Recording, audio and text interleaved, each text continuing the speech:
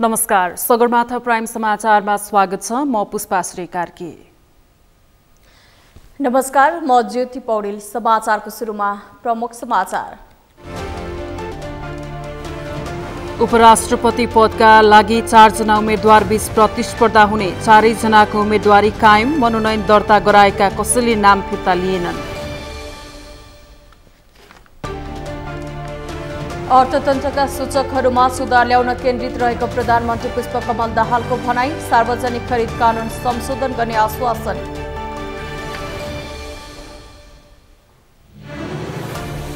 शान्ति सम्झौता विपरीतका गतिविधि भएको भन्दै माओवादी घटकहरूको आपत्ति। व्यवस्थामाथि संकट आए चुप लागेर नबस्ने भनाई।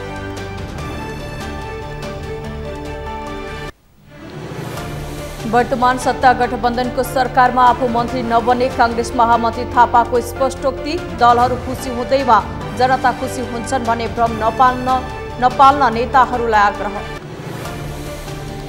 र आइसिसी विश्वकप लीग 2 त्रिकोणात्मक सिरिजमा युएई विरुद्ध नेपालको शानदार जित। 1 दिवसीय मान्यता कायम।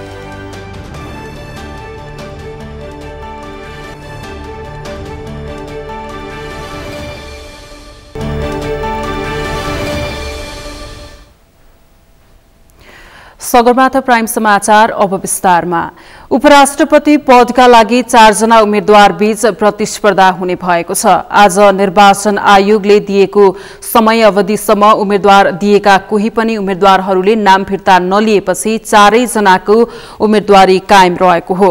उपराष्ट्रपतिका लागि अब नेकपा एमालेबाट उपाध्यक्ष अष्टलक्ष्मी साक्य बोहरा, जनता समाजवादी पार्टी नेपालबाट प्रमिला कुमारी र रामसहाय प्रसाद यादव र जनमत पार्टीबाट ममता झा उपराष्ट्रपति पदको उम्मेद्वार रहेको राष्ट्रपति तथा उपराष्ट्रपति निर्वाचन कार्यालयका निर्वाचन अधिकृत महेश शर्मा पौडेलले बताउनुभयो। अहिले हामीले अन्तिम नामावली प्रकाशन गरिसकेका छौँ। अब 4 जनाको कायम हुन्छ। अष्टलक्ष्मी साक्य बोहरा, प्रमिला कुमारी, ममता झा र रामसहाय प्रसाद यादव, यति 4 जना चाहिँ यो अन्तिम नामावलीमा कायम हुनुहुन्छ। उपराष्ट्रपतिको निर्वाचन चैत्र 3 गते हुँदैछ।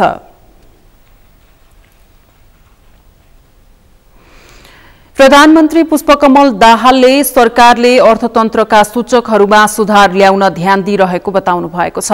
आज काठमाडौँमा आयोजित एक कार्यक्रममा प्रधानमन्त्री दाहालले अर्थतन्त्रको सूचकहरूमा सुधार ल्याउने भन्नेतर्फ सरकारले ध्यान दिइरहेको बताउनु भएको हो।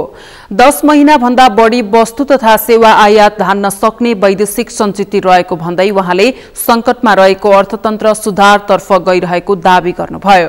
अनावश्यक चालु प्रकृतिका खर्च कटौती गर्दै पुँजीगत खर्चलाई तीव्रता दिने प्राथमिकता रहेको प्रधानमन्त्री दाहालको भनाइ छ। त्यस्तै भौतिक पूर्वाधार मन्त्रालयलाई खर्च बढाउने, निर्माण व्यवसायीहरूका बाँकी रहेका भुक्तानीहरू समयमै भुक्तान गर्नेतर्फ पनि सरकारको ध्यान रहेको उहाँले उल्लेख गर्नुभयो। प्रधानमन्त्री दाहालले बैंकको ब्याज दरलाई घटाउन पनि सरकारवाला निकायसँग छलफल गरी आवश्यक निर्देशन दिएको बताउनुभयो। यसले हाम्रो अर्थतन्त्र संकटबाट क्रमशः सुधारतर्फ अग्रसर भइरहेको कुरा देखाउँछ। बाह्य क्षेत्र सन्तुलनमा राख्नका निम्ति विगतमा कसिलो मौद्रिक नीति जरुरी थियो, तर अहिले त्यो सङ्कट टरिसकेको छ। अब आर्थिक गतिविधिलाई कसरी चलायमान बनाउने, अर्थतन्त्रका सूचकहरूमा कसरी सुधार ल्याउने भन्नेतर्फ नै सरकारको ध्यान केन्द्रित छ। अनावश्यक खालका चालु प्रकृतिका खर्च कटौती गर्दै पुँजीगत खर्चलाई तीव्रता दिने सरकारको प्राथमिकता छ। सबभन्दा धेरै पुँजीगत बजेट रहेको भौतिक पूर्वाधार मन्त्रालयलाई खर्च बढाउने, निर्माण व्यवसायहरूका बाँकी रहेका भुक्तानीहरू समयमै भुक्तान गर्ने दिशातर्फ सरकारको ध्यान गएको छ। म यो विश्वास यहाँहरूलाई दिलाउन चाहन्छु। मौद्रिक नीतिले बैंकको ब्याज दर बढ्न गएको अवस्थामा यस्तो ब्याज दरलाई कसरी एकल बिन्दुमा सीमित राख्न सकिन्छ भन्नेतर्फ नेपाल राष्ट्र बैंक र सम्बद्ध पदाधिकारीहरूसँग छलफल गरी आवश्यक निर्देशन समेत मैले दिइसकेको तथ्य यहाँहरूलाई अवगत नै छ। प्रधानमन्त्री दाहालले सार्वजनिक खरिद सम्बन्धी कानून संशोधन गर्दा निर्माण व्यवसायीहरूको सहभागितालाई समेत सुनिश्चित गर्ने आश्वासन दिनुभयो। कानून संशोधन गर्दा अन्य सरकारवालालाई समेत समेट्ने दाहालको भनाइ छ। सार्वजनिक खरिद सम्बन्धी कानून नै अगाडि आउँछ। तर पनि निर्माण क्षेत्रका समस्या पूर्णतः सम्बोधन गर्न सकिएको छैन। म आज यो मञ्चबाट तपाईहरु सबै निर्माण व्यवसायहरूलाई के विश्वास दिलाउँछु भने अबको संशोधनमा तपाईहरुको पनि सहभागिता सुनिश्चित गरेर संशोधन गरिनेछ र अन्य सरकारवालाहरूलाई पनि सहभागी गराएर मात्रै यो संशोधनलाई अन्तिम रूप दिइनेछ। प्रधानमन्त्री दाहालले निर्माण व्यवसायीप्रति जनताका गुनासोप्रति सरकार जानकार रहेको भन्दै जिम्मा लिएका कामहरू जिम्मेवार र गम्भीर भएर गर्न निर्माण व्यवसायीहरूसँग आग्रह गर्नुभयो। पूर्व माओवादी घटकहरूले शान्ति प्रक्रियाका गतिविधिहरूको संयुक्त प्रतिवाद गर्ने चेतावनी दिएका छन्। पूर्व माओवादी धारका पार्टीहरूले एउटै स्वरमा अग्रगमन र प्रतिगमन बीचको लडाई पेचिलो बन्दै गएकाले शान्ति सम्झौता विपरीतका गतिविधि देखा पर्न खोजेको बताएका छन्। अमृत ढकालको रिपोर्ट। माओवादी पृष्ठभूमिका 9 राजनीतिक दलहरूले आवश्यक कानून बनाई शान्ति प्रक्रियाका बाँकी काम पूरा गर्न सरकार समक्ष अपिल गरेका छन्।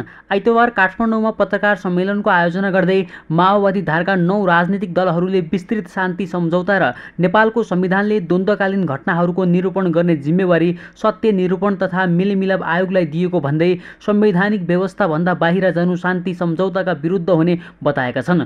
प्रधानमन्त्रीका विरुद्धमा अदालतमा ऋण दर्ता गरेर शान्ति सम्झौता नै भङ्ग हुने अवस्थामा पुगेको भन्दै उनीहरूले आपत्ति जनाएका छन्।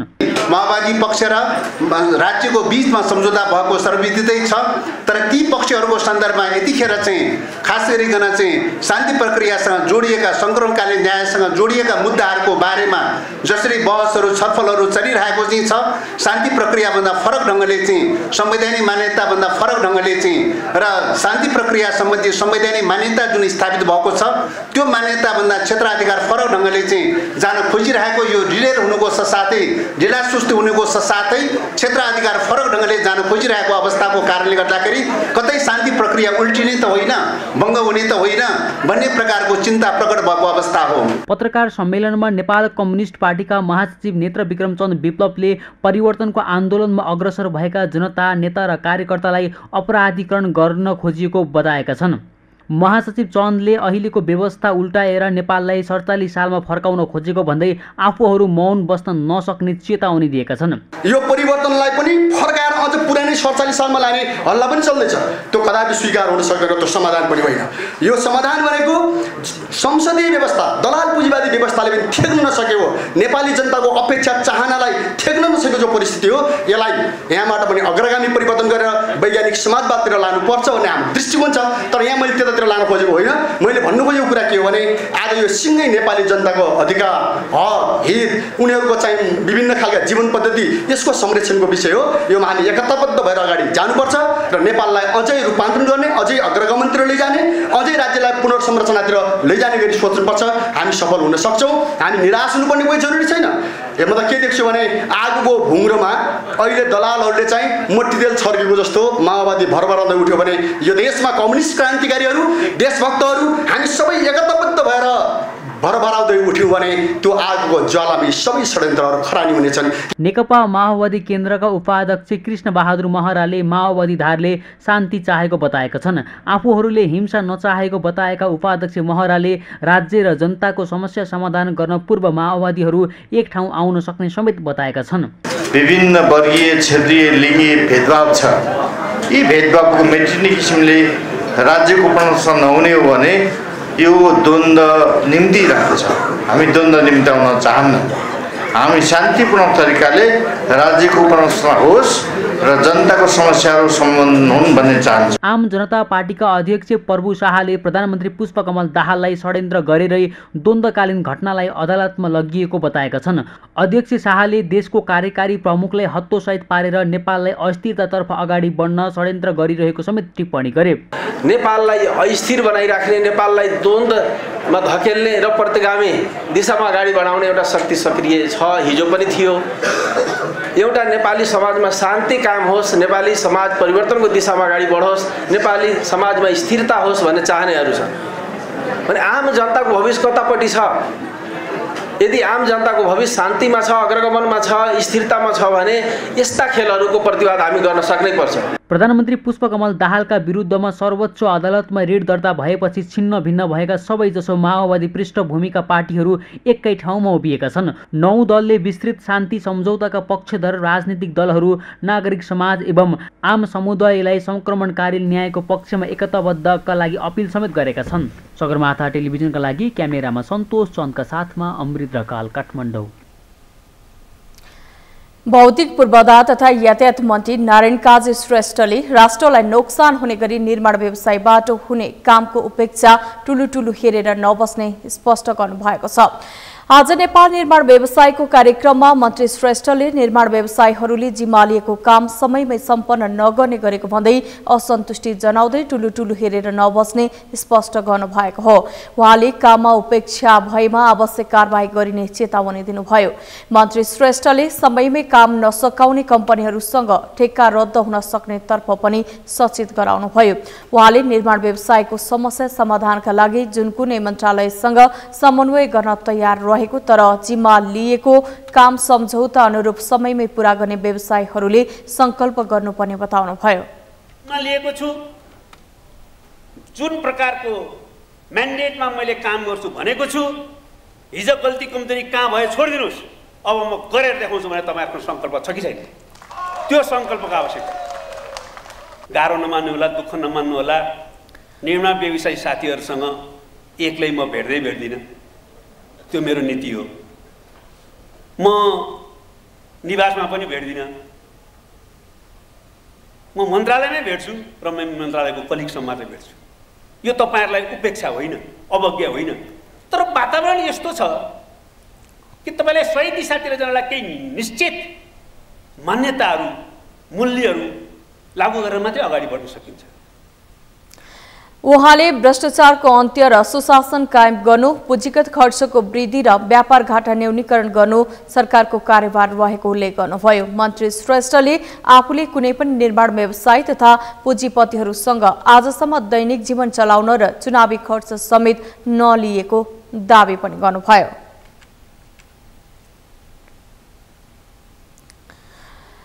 नेपाली कांग्रेसका महामन्त्री गगन कुमार थापाले वर्तमान सत्ता गठबन्धनको सरकारमा आफू सहभागी नहुने स्पष्ट गर्नुभएको छ। आज आर्थिक पत्रकार समाज सिर्जनको कार्यक्रमलाई सम्बोधन गर्दै महामन्त्री थापाले मन्त्री नबन्ने स्पष्ट गर्नुभएको हो। वर्तमान सरकारमा आफू मन्त्री बन्न नमिल्ने भन्दै कांग्रेस सहभागी सरकारलाई सफल बनाउन लाग्ने बताउनुभयो। सरकार कति दिन टिक्यो भन्ने आधारमा सरकारको सफलताको मापन नगर्ने भन्दै उहाँले कति परिणाम निस्कियो भन्ने आधारमा सरकारको काम हेर्ने बताउनुभयो। सरकारले परिणाम दिन सकेन भने 5 वर्ष खेर जाने महामन्त्री थापाको भनाइ छ।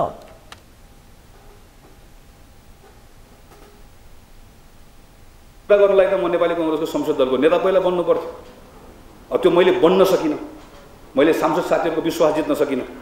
त्यसकारणले गर्दाखेरि मैले 5 वर्षको निम्ति पाएको जिम्मेवारी भनेको सांसदको जिम्मेवारी हो। मैले यो सबै कामहरू मैले नेपाली कांग्रेसको महामन्त्री भएर मैले आफ्नो काम गर्ने हो, ती कामहरू गर्छु र मैले सांसद भएर यो काम गर्ने। सांसद भएर अहिले मैले भनिरहेको कुराहरू प्रधानमन्त्री कहाँ संसदमा उठाउने हो, प्रश्न गर्ने हो, मद्दत गर्ने हो, विवेचना गर्ने हो, दबाब दिने हो। मेरो अहिले न म अहिले मन्त्री बन्ने हो, न म अहिले बन्न मिल्छ, न म बन्दैछु, न म बन्छु। अहिले मैले नेपाली कांग्रेस पार्टी सरकारमा रहिरहेको बेलामा यो सरकारलाई सफल बनाउने हो। तर सरकार सफल बनाउने भनेको चाहिँ म सरकार कति दिन टिक्यो भन्ने आधारमा सफलता नाप्दिने। महामन्त्री थापाले राजनीतिक दलहरू खुसी हुँदैमा जनता खुसी हुन्छन् भन्ने भ्रम नपाल्न पनि आग्रह गर्नुभयो। सरकार बनाउनु भन्दा जनता समक्ष परिणाम दिन सक्नुपर्नेमा उहाँले जोड दिनुभयो। पूर्व प्रधानमन्त्रीहरूको क्लबबाट नै आलोपालो प्रधानमन्त्री अभ्यास रहे पनि सरकारले नागरिकलाई सेवा सुविधाहरू दिन सक्नुपर्ने थापाले बताउनुभयो। गठबन्धनले 5 वर्षको निम्ति जिम्मेवारी पायो, तर प्रधानमन्त्री चाहिँ गठबन्धनको नेता होइन। गठबन्धनमा भाग लिँदै गर्दा, गठबन्धनको जिम्मेवारी बनाउँदै गर्दाखेरि त्यो राजनीतिक दलको नेता हो। तर प्रधानमन्त्री त सरकारको नेता हुन सक्नुपर्छ। सरकारको नेताको त्यो कार्यक्रम सरकारको नेताले बनाउने कार्यक्रमलाई त्यसलाई सबैले लिएर जाने हिँड्ने हो। र यो अहिले पुष्पकमल दाहाल प्रधानमन्त्री हुनुहुन्छ। हामी 8-9वटा दल मिलेर एउटा गठबन्धन बनाएका छौँ। हामी 5 वर्षका निम्ति सरकार चलाउँछौँ भनिरहेका छौँ, जसको अबको प्राथमिकता के भनेर हामीहरू छलफल गर्दैछौँ। महामन्त्री थापाले प्रधानमन्त्री गठबन्धनको नभई सरकार र जनताको नेता हुन सक्नुपर्ने बताउनुभयो। सगरमाथा प्राइम समाचारमा अब पालो विश्रामको। विश्रामपछि बैंक तथा वित्तीय संस्थाको चर्को ब्याजदर विरुद्ध उद्योगी व्यवसायीहरूको आन्दोलन, सरकार र राष्ट्र बैंकले बेवास्ता गरिरहेको आरोप। नेपालमा न्यूनीकरण हुन सकेन सवारी दुर्घटना, चालु आर्थिक वर्षमा मात्रै 13,000 भन्दा धेरै दुर्घटना, चालकको लापरवाही प्रमुख कारण। र आईसीसी विश्वकप लीग 2 त्रिकोणात्मक सिरिजमा यूएई विरुद्ध नेपालको शानदार जित, थप 4 वर्षका लागि 1 दिवसीय अन्तर्राष्ट्रिय मान्यता कायमै।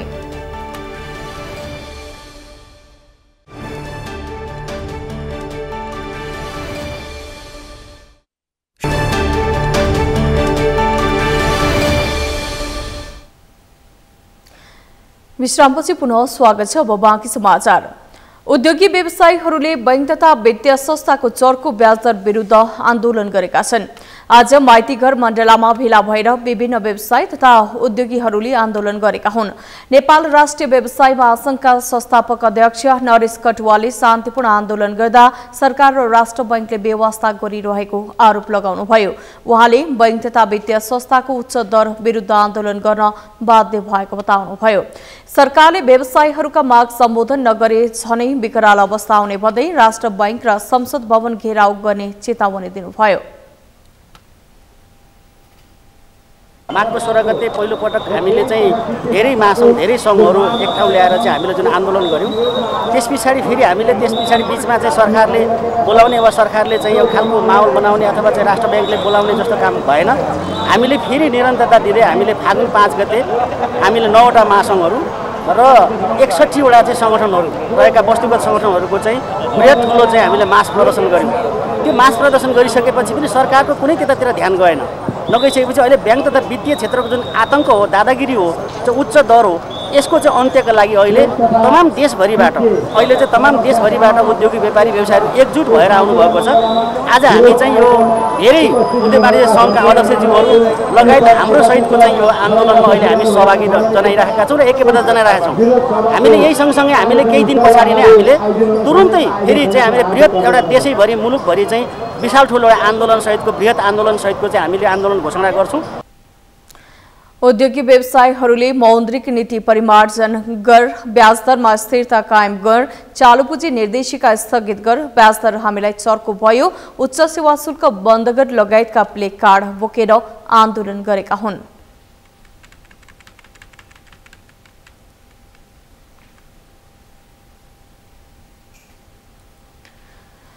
नेपालमा शनिबार र आइतबार भएको 2वटा सवारी दुर्घटनाबाट 7 जनाको मृत्यु भएको छ। यसरी दैनिक दुर्घटनामा मृत्यु हुने कुरा नेपालका लागि कुनै नौलो विषय होइन। मुलुकमा आर्थिक वर्ष 2079-80 को 7 महिनामा मात्रै 13,248 सवारी दुर्घटना भएको प्रहरीको तथ्याङ्क छ, जसमध्ये काठमाडौँ उपत्यकामा सबैभन्दा बढी झण्डै 6,000 सवारी दुर्घटना भएका छन्। यस तथ्याङ्कलाई केलाउने हो भने देशभर मासिक 2,000 हाराहारीमा सवारी दुर्घटना हुने गरेका छन्। यसलाई कम गर्न सडकको दुरावस्था, चालकको लापरवाही प्रति सरकार नै गम्भीर नरहेको विज्ञहरूको आरोप छ। मेनुका लम्सालको रिपोर्ट। नेपालमा दिनहुँ सवारी दुर्घटनाको संख्या बढिरहेको छ। प्रहरीको तथ्याङ्क अनुसार अव्यवस्थित सडक, चालक तथा यात्रुको त्रुटिले दैनिक 63 भन्दा बढी सवारी दुर्घटना हुने गरेको छ। आइतबार बिहान मध्य पहाडी लोकमार्ग अन्तर्गत सिन्धुलीको फिक्कल गाउँपालिकामा ओखलढुङ्गाबाट काठमाडौँ आउँदै गरेको बा2 ख 6596 नम्बरको बस दुर्घटना हुँदा 5 जनाको घटनास्थलमै ज्यान गयो भने 1 जनाको उपचारका क्रममा मृत्यु भयो। दुर्घटनामा परि घाइते भएका 28 जनाको विभिन्न अस्पतालमा उपचार भइरहेको छ। बस अनियन्त्रित भई भित्तामा ठोकिएर दुर्घटना भएको प्रारम्भिक अनुसन्धानबाट खुलेको छ। यस्तै शनिबार राति पाल्पाको माथागढी गाउँपालिका चिलेपानीमा टिप्पर दुर्घटना हुँदा 1 जनाको मृत्यु भएको छ। टिप्परमा सवार अर्का 1 जना घाइते भएका छन्। यी 2 उदाहरण मात्र हुन्। नेपालमा दैनिक 6 जनाको सवारी दुर्घटनाबाट मृत्यु हुने गरेको प्रहरीको तथ्याङ्क छ। यी दुर्घटनाले सडक यात्राको बढ्दो असुरक्षा दर्शाउँछ। यसमा अब सहर किन अब अहिले हाम्रो स्थानीय पालिकाले नै बाटो खन्ने र बाटो बनाउने चलन छ। अब अहिले किनभने राष्ट्रिय राजमार्ग र राष्ट्रिय स्तरको सडक र अनि सडक विभागले मापदण्ड दिए भन्दा पनि पालिकाहरूले खनेको सडकमा पनि एक्सिडेन्ट हुने गरेको छ। एउटा त्यो समस्या छ। सडकहरू नयाँ निर्माण मर्मत त्यो कारणले गर्दा पनि अलिकति सवारी दुर्घटना भएको अवस्था हुन्छ। नेपाल प्रहरीको तथ्याङ्क अनुसार चालु आर्थिक वर्षको 7 महिनामा 13,248 सवारी दुर्घटना भएका छन्। यी दुर्घटनामा परि हालसम्म 1,386 जनाको मृत्यु भएको छ। यस अवधिमा 3,000 भन्दा बढी गम्भीर घाइते भएका छन्, जसमध्ये काठमाडौँ उपत्यकामा सबैभन्दा बढी झण्डै 6,000 सवारी दुर्घटना भएका छन्। यस तथ्याङ्कलाई केलाउने हो भने देशभर मासिक 2,000 हाराहारीमा सवारी दुर्घटना भएका छन्। हालसम्म भएका दुर्घटनामा मोटरसाइकल र बसको संख्या धेरै छ। सरकारले पर्याप्त स्रोत साधन परिचालन गर्न नसक्दा वर्षेनी सवारी दुर्घटना बढ्दै गएको हो। रोड सेफ्टी अडिट हैन तपाईको आवधिक रूपले चाहिँ हुनुपर्छ, जुन नेपाल सरकारको सम्बन्धित निकायले तोकेको छ नि यो समयमा सडकको चाहिँ के रे सेफ्टीमा चाहिँ हेर्ने र अध्ययन गर्ने भन्ने छ नि त्यो आवधिक रूपमा चाहिँ हुनु पर्यो। रोड फर्निचरहरू चाहिँ व्यवस्थित हुनु पर्यो र तपाईको सडक प्रयोगकर्ताहरुमा लाई चाहिँ चेतनाका कार्यक्रमहरू म्याक्सिमम चाहिँ के रे अपनाउनु पर्यो। चालकलाई पनि प्रशिक्षणको चाहिँ विभिन्न दायराहरू भित्र चाहिँ समेट्न सक्नु पर्यो हैन। र तपाईको लाइसेन्स वितरणको जुन अहिलेको पद्धति छ त्यसलाई चाहिँ वैज्ञानिक गराउन एकदमै जरुरी छ। हिजो चाहिँ 100 अङ्क चाहिँ ल्यायो भने मात्रै पास हुने, आज चाहिँ झन्झन चाहिँ सडकमा चाहिँ दुर्घटना बढिरहेछ। अब चाहिँ 70% अङ्क ल्याए पनि उत्तीर्ण हुन सक्ने यो चाहिँ हचुवाको भरमा तपाईको तजबिजी तपाईको के रे उ प्रयोग गरेर गरिने निर्णयले त सवारी दुर्घटना कहाँ न्यून हुन्छ, बढ्दै जान्छ। नेपालमा वार्षिक 28,000 बढी सडक दुर्घटना हुने गरेको नेपाल प्रहरीको तथ्याङ्क छ। पछिल्लो 5.5 वर्षको तथ्याङ्क हेर्ने हो भने नेपालमा 98,315 सवारी दुर्घटना भएका छन्, जसमा 14,350 ले ज्यान गुमाएका छन् भने 30,000 भन्दा बढी गम्भीर घाइते भएका छन्। प्रहरीको तथ्याङ्क अनुसार नेपालमा हुने सवारी दुर्घटनामा सबैभन्दा धेरै 90% चालकको त्रुटिका कारण हुने गरेको छ। सवारी दुर्घटनाको ग्राफ कम गर्न चालक, यात्रु र सरकार पनि गम्भीर हुन आवश्यक छ। सगरमाथा टेलिभिजनका लागि क्यामेरामा सुनिल कोलीका साथमा मेनुका लम्साल, काठमाडौँ। चितवन राष्ट्रिय निकुञ्जभित्र रहेको धार्मिक एवं पर्यटकीय महत्त्व बोकेको वाल्मीकि आश्रम जान झोलुङ्गे पुल बनेको छ। पूर्वी नवलपरासीको विनय त्रिवेणी गाउँपालिकाको त्रिवेणीमा रहेको त्रिवेणी बजार र गजेन्द्र मोक्ष धामबाट चितवनको वाल्मीकि आश्रम जाने 479 मिटर लामो झोलुङ्गे पुल नारायणी नदीमा बनेको हो। झोलुङ्गे पुल बने पनि निकुञ्जभित्र नेपालबाट वाल्मीकि आश्रम जाने बाटो भने खोलिएको छैन। वाल्मीकि आश्रम नेपालमा भए पनि यहाँ भारतको बाटो प्रयोग गरेर जानुपर्ने बाध्यता रहेको छ। झोलुङ्गे पुल निर्माण भएको ठाउँबाट बाटो निर्माण नेपालकै बाटो सजिलै वाल्मीकि आश्रम जान सकिनेछ।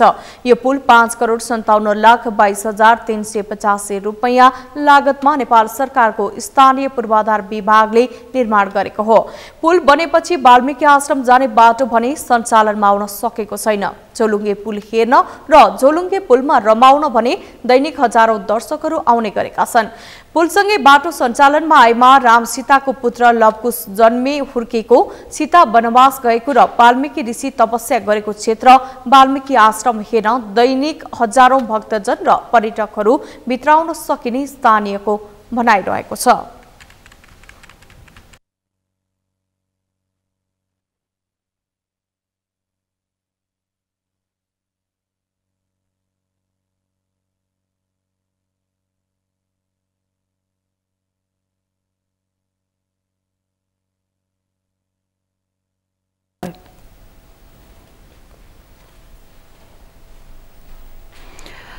सुनसरी इनरुवाको हकमामा जिल्ला अस्पतालका डाक्टरको टोलीले स्वास्थ्य सेवाको प्रवाहलाई अभियानका रूपमा अघि बढाएको छ। गाउँ घरमै पुगेर डाक्टरको टोलीले बिरामीको पहिचान गरी उपचार तथा परामर्श सेवा उपलब्ध गराउने अभियान शुरू गरेको हो। मेसु डाक्टर देवराज घिमिरेले थालेको गाउँ घरमा डाक्टर अभियानलाई अस्पतालका अन्य डाक्टरले समेत साथ दिएका छन्। जस्तै जिल्लाका विकट र दूरदराजका टोल र बस्तीमा डाक्टरी सेवाको उपलब्धतालाई सहज बनाइएको छ। स्वास्थ्यमा सबैको समान पहुँचको मूल उद्देश्य राखिएको अभियानलाई हरेक हप्ताको शनिबार सञ्चालन गरिने इनरुवा अस्पतालले जनाएको छ। डाक्टर घिमिरेका अनुसार अभियानले विशेष गरी गरीब, दलित र विपन्न समुदायका मानिसलाई स्वास्थ्य सेवाको पहुँचमा जोड्नेछ। उहाँले दीर्घरोगीहरूलाई खोजेर उपचार गर्न नसक्नेलाई गाउँमै पुगेर उपचार गरेको बताउनुभयो। उहाँले आफूहरूको अभियान हरेक हप्ताको शनिबार घरमै पुगेर उपचार गर्ने बताउनु भएको छ। गएर चाहिँ उपचार गर्ने क्रममा आज हामी यहाँ आएका हौँ र हाम्रो यो अभियान चाहिँ सधैँभरि रहन्छ र प्रत्येक हप्ता रहन्छ र सुनसरी जिल्लाका जो विकट वडाहरूमा विकट गाउँहरूमा चाहिँ हाम्रो चाहिँ यो स्वास्थ्य शिविर चाहिँ चलिरहेको छ। घर दैलोमै उपचार सम्भव हुनेलाई ठाउँको ठाउँमै उपचार सेवा दिने गरी थालिएको अभियान बिरामीलाई उपचारका लागि अस्पतालसम्म पुग्ने बानीको विकास गर्नेतर्फ केन्द्रित छ। इनरुवा अस्पतालले गाउँघरमा डाक्टर अभियानलाई सर्वसाधारण लक्षित स्वास्थ्य सचेतना र सावधानीको खाँचोका रूपमा अघि बढाएको छ। सगरमाथा प्राइम समाचारमा पुनः पालो विश्रामपछि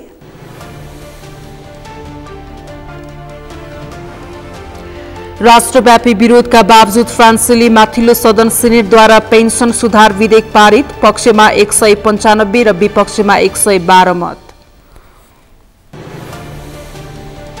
र आईसीसी विश्वकप लिग 2 त्रिकोणात्मक सिरिजमा यूएई विरुद्ध नेपालको शानदार जित। थप 4 वर्षका लागि एक दिवसीय अन्तर्राष्ट्रिय मान्यता कायमै।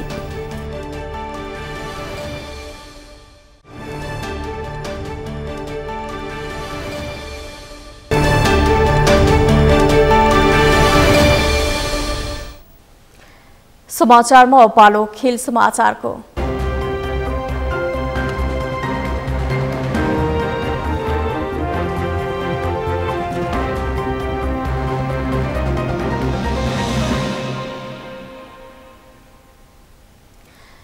आईसीसी विश्वकप लिग 2 त्रिकोणात्मक श्रृंखला अन्तर्गत नेपाल यूएई माथि शानदार जित हात पारेको छ।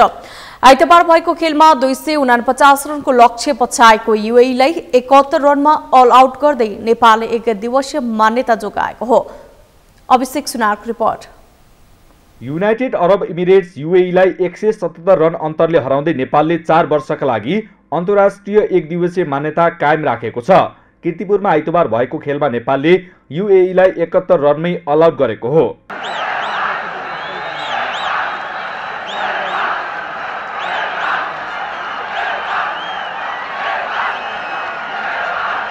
बाइस रनमा 3 विकेट गुमाएको नेपालका लागि कप्तान रोहित पौडेलले 77 रन बनाएर विजयी पारी खेलेका हुन्। पहिले ब्याटिङ गरेको नेपालले निर्धारित 49.2 ओभरमा अल आउट हुँदै 248 रन बनायो। जारी श्रृङ्खलामा लगातार दोस्रो जितपछि नेपालले अमेरिकालाई पनि पछि पारेर एक दिवसीय मान्यता जोगाएको हो। नेपालले 7 राष्ट्र सहभागी लिग 2 मा चौथो स्थान पक्का गरिसकेको छ। अब नेपालको लक्ष्य बाँकी 2 खेल जितेर सिधै विश्वकप छनौटमा स्थान बनाउनु रहेको छ। नेपालको जुन एउटा उत्साहका साथमा जुन घरेलु दर्शकको माझमा नेपालले जुन खेलिरहेको छ, वास्तवमै यो 3 हप्ताको जुन क्रिकेट छ वास्तवमै नेपालले अब्बल गेम खेलिरहेको छ र हामी एकदम त्यसको हकदार पनि छौँ। अघिल्लो 4 वर्षको लागि नेपाली क्रिकेटलाई एउटा राम्रो माहौल हुनेछ। सँगसँगै हाम्रो टार्गेट भनेको निश्चय पनि वर्ल्ड कप हो। वर्ल्ड कपको क्वालिफायर खेल्न जान पाउँछ भनेको र त्यसलाई डाइरेक्टै हामीले चाहिँ खेल्न चाहिँ सक्यौँ भने बाँकीको 2 गेम जित्न सक्यौँ भने नेपालले विश्वकपको लागि चाहिँ एउटा जुन क्वालिफायर म्याच खेल्न पाउनेछ त्यो हामीलाई गर्वको विषय हो। टस जितेर ब्याटिङ रोजेको नेपालको सुरुवाती भने राम्रो हुन सकेन, तर मध्यक्रममा ब्याटरले जिम्मेवारी निभाउँदा 248 रनको सम्मानजनक योगफल खडा गर्न सफल भयो। 249 रनको लक्ष्य पछ्याएको यूएईलाई सुरुदेखि नै दबावमा राख्दै नेपाली स्पिनरहरूले घातक बलिङ गरे। पहिलो खेल खेलिरहेका ललित राजवंशीले 7.5 ओभरमा 2 मेडन राख्दै 5 विकेट लिए। सन्दीप लामिछानेले 4 ओभरमा 14 रन खर्चेर 2 विकेट लिए। त्यस्तै सोमपाल कामीले किफायती बलिङ गर्दै 5 ओभरमा 3 मेडन राख्दै जम्मा 6 रन खर्चेर 1 विकेट लिए। दिपेन्द्र सिंह एरी र गुलसन झाले समान 1 विकेट लिए। यूएईका लागि आयान अफजल खानले 29, विश्वनाथ भालथापाले 14 र कार्तिक मेय्यापाले 11 बनाए। त्यसबाहेक युएईका कुनै पनि खेलाडीले दोहोरो अङ्कमा रन बनाउन सकिनन्। यो जितसँगै लिग 2 मा नेपालको 36 अङ्क भएको छ। बाँकी 2 खेल पराजित भए पनि नेपाल अब विश्वकप लिग 2 को शीर्ष 5 स्थानमा कायम रहनेछ। एक दिवसीय खेलमा 177 रनको अन्तरले नेपालले कीर्तिमानी जित हासिल गरेको हो। सगरमाथा टेलिभिजनका लागि क्यामेरामा प्रताप लामाका साथ अभिषेक सुनार, काठमाडौँ। नेपालले केही समय यता क्रिकेटमा राम्रो लय समातेको छ। विश्वकप लिग 2 का पहिला 10 खेलमा नेपालले 9 जित हात पारेर नेपालले बारम्बार प्रशिक्षक परिवर्तन, टिम भित्रकै खटपट लगायतका कारण खस्किएको क्रिकेटलाई निकै उकासेको छ। तर पनि समग्रमा भने नेपाली खेलकुद क्षेत्र सोचे जति अघि बढ्न सकेको छैन। यसै सन्दर्भमा हामीले सगरमाथा जनबोलीमा सर्वसाधारणलाई सोधेका थियौं, नेपालको खेल क्षेत्र विकासका लागि कसको भूमिका के हुनु पर्ला? हेरौं उनीहरूको भनाई उनीहरूकै शैलीमा।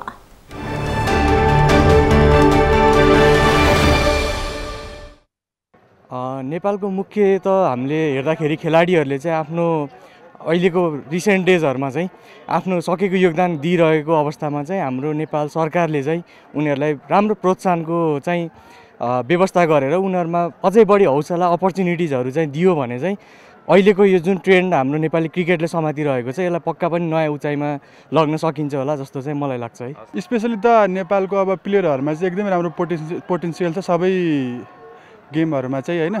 स्पेसली सरकारले चाहिँ अब प्लेयरहरूको लाइफ लङ उनीहरूको चाहिँ अब त्यसको लागि चाहिँ स्पेसली गभर्मेन्टले चाहिँ अब राम्रो पोलिसीहरू बनाउने होइन अनि इन्फ्रास्ट्रक्चरहरू पनि राम्रो क्रिएट गर्न सक्यो भने चाहिँ नेपालको अब अहिलेको लेभलबाट चाहिँ इम्प्रुभ हुन्छ। यसमा त सबभन्दा मेन चाहिँ हाम्रो सरकारकै भूमिका हुनुपर्छ। नेपाल अहिले क्रिकेटमा जस्तो आफ्नो पिक टाइपमा छ हेर्नु होइन। अनि त्यो कारणले गर्दा चाहिँ अहिले सरकारले नै हेरिदियो भने मोटिभेट गर्यो भने खेलाडीहरूको स्तर पनि बढ्दै जान्छ। अहिले प्रपर ग्राउन्ड छैन एउटा हेर्नु तपाईँले आफै हेरिराख्नुपर्छ नि, इन्टरनेसनल गेम भइरहेछ प्रपर ग्राउन्ड छैन। त्यही भएर मैले चाहिँ फिल गरेको भने सरकारले नै सबभन्दा मेन प्रमुख यसमा आफ्नो इनपुट दिएपछि चाहिँ राम्रै होला जस्तो लाग्छ। अब कस्तो भने अब क्यानको अब व्यवसायहरू राम्रो हुनुपर्ने खास गरी होइन। अब क्यानले गर्दा पछि भइरहेको नेपाल होइन। नेपाली खेलाडीहरूले मा गर्न सक्दैन नि त, न केही छ न केही छ होइन। सरकारले हेल्प गर्नु पऱ्यो, सरकार छैन नि त हाम्रो, अझ चाहिँ चेन्ज हुनु पर्यो। यसमा चाहिँ एकजनाको मात्र भूमिका भन्दा नि हामी सबैको भूमिका रहनुपर्छ। सुरुमा त सरकार पक्षबाट नै सबै थोकहरू फेसिलिटीहरूको कुरा हुन्छ। त्यो पछाडि क्यान पहिले निष्क्रिय जस्तो देखेको थियो, अहिले त धेरै राम्रो कामहरू गरिरहेछ। त्यस साथै हाम्रो दर्शकहरूको पनि ठुलो सपोर्ट चाहिन्छ। अब मेन समस्या भनेको हाम्रो एउटा रङ्गशाला छैन, धुरुम सुन्तली फाउन्डेसन एउटा बनेको त्यो कम्प्लिट भएको छैन। अब त्यहाँका जिम्मेवार पक्षहरूले कहाँबाट गल्ती भयो के भयो त्यो सबै कुराहरू चाहिँ गर्दै जाँदाखेरि अलिक माथि उठ्छ कि भन्ने आश छ।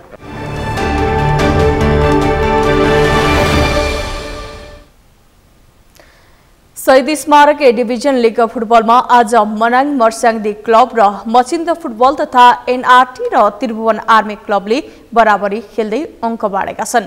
एन्फा कम्प्लेक्स 7 बाटोमा आज भएको रोमाञ्चक खेलमा मनाङ र मचिन्द्रले गोल रहित बराबरी खेलेका हुन्। प्रतिस्पर्धात्मक खेलमा दुवै टोलीले गोलको अवसर खेर फालेको कारण कुनै गोल हुन नसकेको हो। बराबरीसँगै कीर्तिमानी 8 पटकको लिग च्याम्पियन मनाङले 3 खेलमा 5 अङ्क जोडेको छ। अघिल्ला 2 खेल हारिसकेको साबिक विजेता मचिन्द्रले भने तेस्रो खेलमा पहिलो अङ्क जोडेको छ। मचिन्द्रको 3 खेलमा 1 अङ्क भएको छ। आजै न्युरो टिम एनआरटी र त्रिभुवन आर्मी क्लबले रोमाञ्चक बराबरी खेलेका हुन्। च्यासल मैदानमा आइतबार खेलमा एनआरटी र आर्मीले 3-3 गोलको बराबरी खेलेका हुन्। आर्मीका लागि नवयुग श्रेष्ठ, सुदिल राई र दिनेश हेन्जनले 1-1 गोल गरेका हुन्। एनआरटीका लानुन जामाले 2 तथा जिन एन्सर एम्बोमी 1 गोल गरे। बराबरीसँगै एनआरटीले 3 खेलमा 1 अङ्क जोडेको छ। आर्मीको यो दोस्रो बराबरी हो। आर्मीले 3 खेलमा 5 अङ्क जोडेको छ।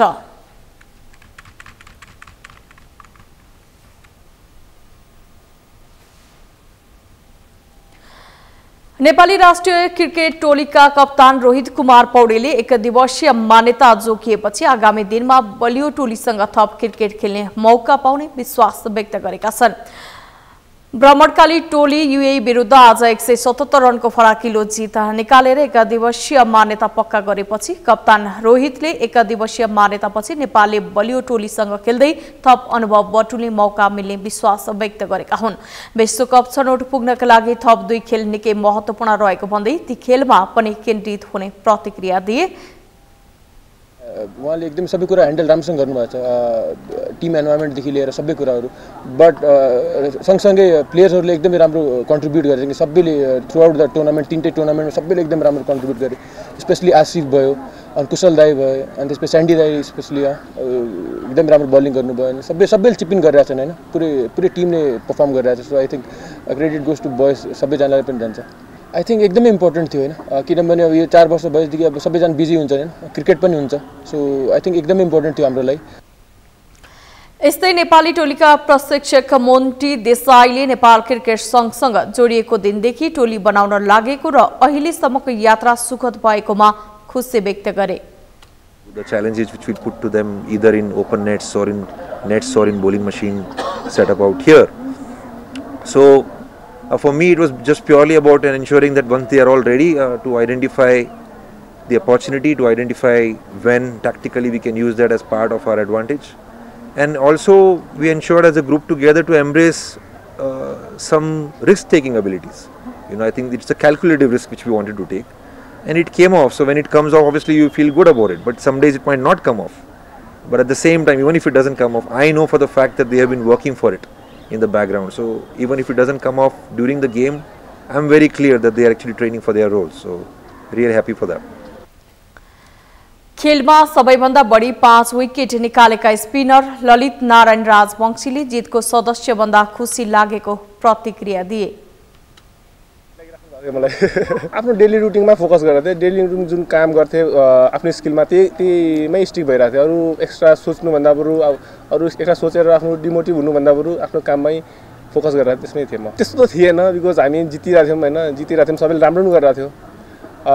मेबी म हुँदा अझै कम्बिनेसन राम्रो हुन्छ कि जस्तो कहिलेकाहीँ फिल हुन्थ्यो, तर त्यो चाहिँ लाइक जुन अरू खेलाडीहरूले जुन 11 निकाल्नु हुन्थ्यो जसरी पर्फर्मेन्स गर्थ्यो त्यसरी कहिले फिल भएन कि लाइक म हुँदा यस्तो हुन्थ्यो हुन्थ्यो, कहिले कमी मलाई फिल भएन।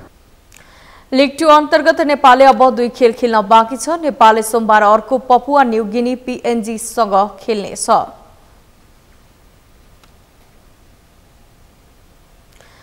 समाचारको अन्त्यमा मुख्य समाचार पुनः एकपटक। उपराष्ट्रपति पदका लागि 4 जना उम्मेद्वार बीच प्रतिस्पर्धा हुने, 4 जनाको उम्मेदवारी कायम, मनोनयन दर्ता गराएका कसैले पनि नाम फिर्ता लिएनन्।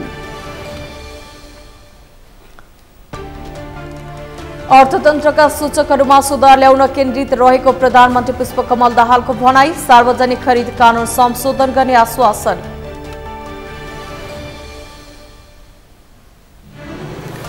शान्ति सम्झौता विपरीतका गतिविधि भएको भन्दै माओवादी घटकहरूको आपत्ति, व्यवस्थामाथि संकट आए चुप लागेर नबस्ने भनाई।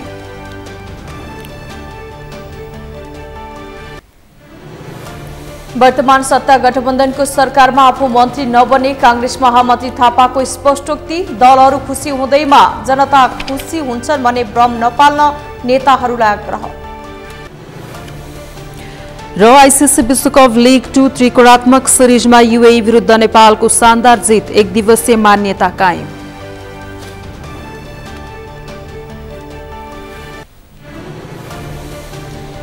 हौस् त सगरमाथा प्राइम समाचार अहिलेलाई सकियो। तपाईँ समाचार बुलेटिनका साथै सगरमाथा टेलिभिजनका सम्पूर्ण कार्यक्रम www.sagarmatha.tv मा पनि पढ्न र हेर्न सक्नुहुनेछ। साथै युट्युबमा youtube.com/sagarmatha TV नेपालमा हेर्न सक्नुहुनेछ। तपाईँ हामीलाई फेसबुकमा पनि facebook.com/yastv नेपालमा फलो गर्न सक्नुहुनेछ।